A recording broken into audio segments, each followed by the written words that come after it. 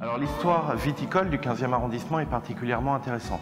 En fait, jusqu'au XVIIIe siècle, sur les côtes au sud des Hauts-de-Vaugirard, étaient cultivés, étaient récoltés par des moines du vin et qui était appelé le cépage de Périchaud. Puis avec l'extension de Paris, les vignes ont totalement disparu du 15e arrondissement progressivement au fil des années. En 1982, avec la création du parc Brassens, il y a eu une véritable volonté de revenir aux racines viticoles du 15e arrondissement et particulièrement de ce quartier-ci. Dans le parc Brassens, des vignes ont été plantées sur une terrasse de 1200 mètres carrés et la particularité est que cette terrasse est orientée plein sud. À cela s'ajoutent des immeubles qui jouxtent le parc. La chaleur est emmagasinée la journée et restituée la nuit. Cela permet une récolte qui arrive de bonne heure, en général autour de la mi-septembre.